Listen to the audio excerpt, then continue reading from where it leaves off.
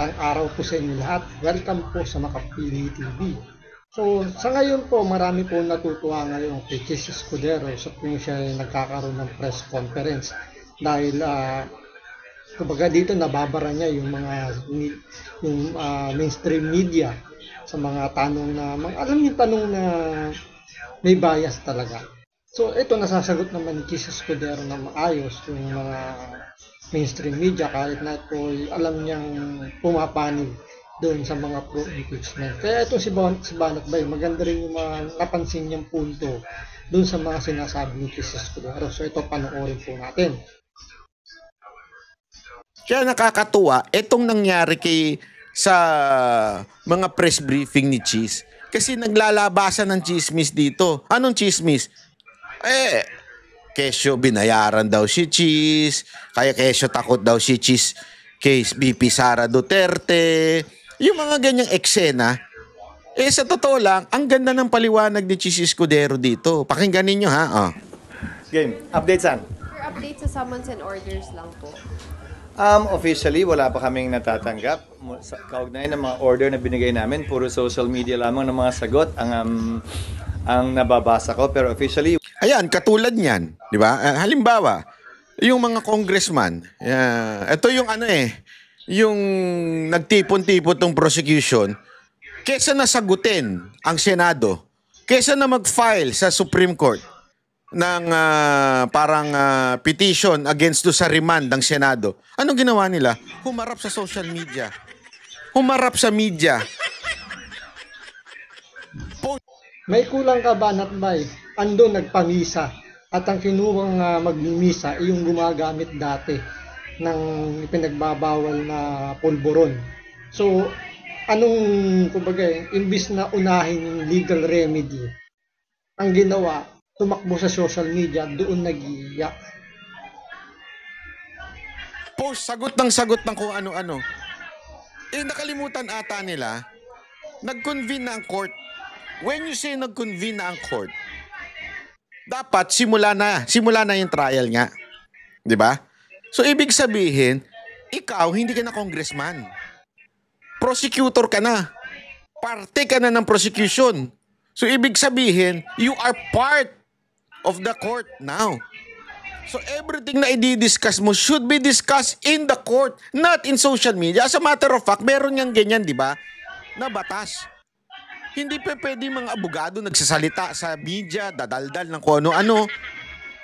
Anong ginawa ng prosecution? Anong ginawa ng mga congressman? Hala, putak ng putak. Tas sasabihin nila, this is not a political trial. Ulul, hindi political trial. Di sana sumunod kayo sa tamang proseso ng paglilitis sa court, which is hindi kayo dapat nagsasalita sa media. Dapat idinidiretso ninyo sa court. Nag-hire pa sila ng spokesperson. Diba? Kung sa regular court yun, may subjudice na yan. Meron yung kulong. Bawal yan yung pinag-uusapan yung isang kaso na dinidingnig na tapos ilalabas pa sa social media. Dito nga, sabi nga ni Banat Bay, nag-convene na yung Senado as impeachment court. So, parte na. So, dapat lahat ng, hindi na sila magsasalita on media hanggat hindi pa natatapos yung trial. Yung opinion na lang ng mga napapanood natin, yun na lang pagbabasihan natin. At hindi pwedeng maglabas yung mga parte ng impeachment court, including itong mga senator judges, hindi sila pwedeng magsalita. Dapat ganun din yung prosecution na mga congressman. Dapat hindi sila magsasalita regarding sa impeachment. Kaso ang ginagawa, iyak sila sa social media. Pati yung mga pare na pro-impeachment, nagsasalita tungkol sa impeachment. So, dapat bawal yun. Kaya nga meron dito may panakot dito. Hindi naman totally panakot, pero may banta yung impeachment court na ipapasight in contempt itong mga congressman kapag di sila sumunod. Talagang para dumaldal. Alam mo kung bakit sila nag-hire ng spokesperson? Kasi nga, bawat isa sa kanila bida-bida. Siguro napagalitan din. Pwede ba, tumahimik na kayo dyan? Isa na lang ang magsasalita para sa ating lahat. Kasi lahat sila daldal ng daldal kanya-kanya sila Pag pinanood nyo yung kanilang press briefing, iba-iba sila na sinasabi. Yung isa sinasabi nila na magsasubmit sila sa ginawa ng Senate. Meron naman tong isa sinasabi ang constitutional. Tangina pa, iba-iba ang sinasabi ng prosecution, dapat iisa yun eh. Kasi nga, ano ka na eh, korte ka na eh. Dinidemanda ninyo, ipinoprosecute nyo ng itong si VP Sara Duterte. So dapat iisa yung voice ng mga abogado na yun. Eh anong nangyayari? Kanya-kanyang bida-bida. Tawag doon kabobohan. Tingnan niyo yung team ni Vice President Sara Duterte. Hindi sila naglalabas ng anything na information kung yung plano nila. Unlike doon sa prosecution, sabi nga di ba nagbibida-bida. Kasi gusto nila makuha yung spotlight. Dahil siyempre, alam naman natin, politically motivated. So lahat yung gagamitin nila sa kanilang mga political ambition, political plan. So whether maganda, maging epekto sa kanila, o kung ano man yung mangyari, still publicity pa rin yan. Ayan, kumuha siguro, kaya sila siguro kumuha ng spokesperson. Baka tama na yung daldal natin, tama na yung bida-bida natin. Anyway, tapos na yung election eh. Gago! So isa na lang magsasalita. Ayan, kaya tuloy nag-hire sila. Wala pang natatanggap ang korte. Mula sa Kamara o mula man kay Vice President Sara. Sir, kailangan bang i-publish pa? May sinabi kasi si Spokes Tonggol kanina. Kailangan i-publish pa nila yung certification or pwedeng i-send lang nila sa inyo tas okay na yun? Nga pala, good mood ako ngayon. Hindi ko na sabihin tulad ng sinabi. Lahat ng komunikasyon ngayon sa pagitan ng prosecution at ng nasasakdal ay sa pamamagitan na ng pleadings. So, kailangan isumite nila yan sa korte sa pamamagitan ng pleading. Yon ay dokumentong legal yon na naayon sa rules of court. So, kung resolution man yon ng Kamara, kailangan nilang i-attach yon sa isang pleading na ang tawag ay compliance kaugnay sa order ng impeachment court. Yes.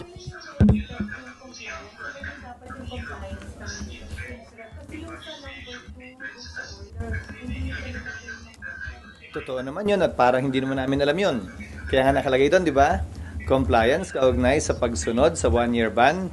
Yan ay kailangan isumite ng 19th Congress. At compliance kaugnay sa desidido ba silang ituloy ito sa panibagong Kongreso dahil hindi nga pwedeng i-bind ng 19th Congress, 19th House, ang 20th House. So yun, dapat ibigay naman ng 20th Congress. Klaro at maliwanag. Pero sa order, sir, wala nakalagay na timeline. Nakalagay 20th Congress. I mean, sir, yung sa order number 1, so dapat may sagot, may compliance sila doon sa number 1 doon sa order. Pwede nilang paghiwalayan na isumite yun. Pwede rin nilang sabay isumite yun sa kasabay na ng 20th Congress. SP yung attestation, ate. Attestation hanggang June 30 lang? Alin? Attestation hanggang June 30 kasi 19 Congress? Hindi. Ang sasagot ng compliance sa 1-year ban ay 19th Congress. Siyempre, sila gumawa niyan eh. Hanggang June 30 lamang nila pwedeng i-file yon dahil wala silang authority na i-file na yon pagkatapos ng June 30. Pero wala naman deadline. So, kung hindi man nila i-file yon, pwedeng i-file yung attestation na yon sa 20th Congress. Wala naman deadline yun eh. Sana. Pero, paano kung yung 20th Congress magbago ng isip at sabihin yung pinasang resolusyon ng 19th na compliance sa 1-year ban ay hindi pala compliant? So, may posibilidad na 20th Congress din ang sumagot doon kung ninanais nila. Ayokong pangunahan yung 20th House of Representatives. So, walang problema, SP, kung hindi umabot hanggang June 30 yung attestation? Wala, dahil wala rin namang mangyayari dahil aantayin din nga natin yung masagot yung summons at pagdating ng panahong yun na makapagsumite ng reply ang prosecutors ay 2 araw na lamang naiiwan bago mag-lapse yung authority ng prosecutors sa June 30. Sabi ni Congressman Arnan Panaligan, one of the congressman prosecutors, malabo daw yung order, kaya hihingi sila ng clarification. Okay lang, pero hindi siya pwede magsalita sa ngalan ng lahat hanggat wala kami natatanggap na pleading ko. Alam kong political process ito, pero hindi na ito madadala sa mga interview, press release, at saka social media post. Kung ano man ang ninanais ng Kamara, dapat sila magsalita in one voice, in unison, sa pamamagitan ng isang pleading na isasubmit sa impeachment court. Hindi pwedeng pa isa-isa silang sasagot at magpapa-interview na lamang At yun yung sasagutin namin pa isa-isa din. We will only answer, if at all, any formal communication submitted through a pleading by the House Prosecution Panel representing the House of Representatives. O tama, kahit yung tono ko, parang nice, di ba? They not comply. So, kung hindi sila mag-comply dun sa order, that's defiance. So, ano pwedeng gawin ng Nasa sa kanila yon, pero nakalagay sa isang verbal or oral order bago kami nag-adjourn ay magsischedule ang presiding officer, sino man yon, ng impeachment court sa 20th Congress kapag ka nakapag-comply na ang Kamara at sa panig naman na sakdal ang defendant or respondent dito sa kasong ito sa pamamagitan ng pagsumite ng answer doon sa summons. SP SP pag hindi sumagot, dahil korte kayo, ang Kamara po, or any of the parties, since court kayo, meron po bang option na ipakontempt nyo po? At kung ipapakontempt, paano po? Buong Kamara ba yun? Kasama yan sa poder, sa power ng impeachment court dahil nga suppletorily applicable ang rules of court. Subalit, magkaiba. Sa parte ng nasasakdal, meron siyang option na hindi sumagot. May procedure din kung sakasakaling gawin yon. Kung hindi siya sumagot, magpapatuloy ang pagdinig, mag-i-enter lamang ng plea of not guilty sa ngalan niya, kung sakasakali, dahil ang posisyon ng kanyang mga abogado, itong mga nagdaang buwan, ay aantayin daw nila ang desisyon ng Korte Suprema kaugnay sa kasong final nila. Hindi ko alam kung kailan ilalabas yun ng Korte. What about yung House SP Sa ko? panig ng Kamara, desisyon niya ng impeachment court pagdating ng 20th Congress kung may ipapataw na parusa, pero definitely pagpapaliwanagin muna sila kung bakit hindi sila nagsumite ng kanilang compliance. At saka, Ang weird no? akala ko ba interesado silang gawin ito? So, Kaya nga ang weird niyan Pa-fourth bid pa sila. Hindi, yan ang diniin nila Lalo na yung mga pinklawan. Fourth bid, ganun sila ng ganun. Ngayon, hinihingi sa kanila, itutuloy nyo pa ba? Kasi lilipat na tayo ng 28th Congress. Remember, may mga iba na yung mga congressman na iba dyan. Interesado pa ba kayo? Sumagot na kayo. Nasunod nyo ba yung complaint, yung nirereklamo na hindi kayo duman sa due? Bakit hindi nyo sagutin? Paano? Pag sinagot nila kasi yun, madadali sila. Whether sa yung kumbaga, oo, hindi isagot nila dun sa tanong na kung nag-comply ba sila dun sa 1-year ban na pagpapala ng impeachment, masusunog sila. Kaya hanggang ngayon hindi sila makasagot. Kaya nga kung tutusin, pwede ito balikan itong mga congressman. Asan na yung fourth week nyo? Kasi yan yung pinagdidiinan nyo Ito na, nag-convene na yung Senado as impeachment court. Pero fourth week, ayaw nyo pang pasimulan, ayaw nyo pang sagutin yung tanong nitong mga senador. Di ba? Galit na galit kayo dahil ang bagal-bagal ni Chis Escudero.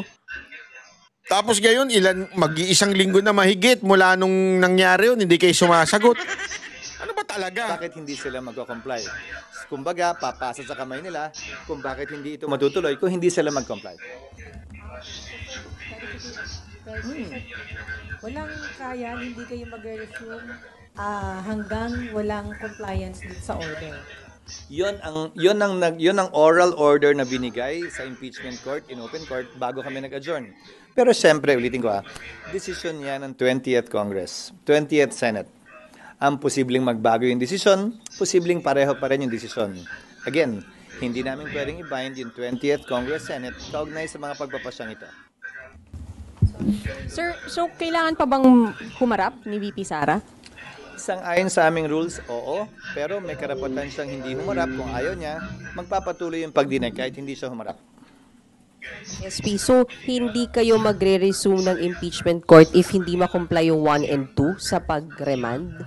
Depende nga yun sa 20th Congress. Ulit-ulit paulit-ulit. Depende yan sa 20th Congress. Hindi niya pwedeng sagutin yan dahil presiding judge siya ngayon ng 19th Congress. Magpapalit na Senate President kung sakaling, alam mo yon. So dapat sila ang sumagot noon. Tapos na paulit-ulit. Ulit-ulit na lang Depende yan sa presiding officer ng 20th Congress. Halimbawa, sa aking pananaw, kung hindi magsumite ng sagot si VP Sara, kung hindi mag-comply ang Kamara, at some point in time, kailangan magpatawag ng pagdinig. para pagpasahan at pagdesisyonan ng impeachment court yung non-compliance, hindi lamang ng Kamara, pero pati na rin ng sasakdal. Kung kailan gagawin yon, walang timetable o time period ang nakasaad sa rules namin.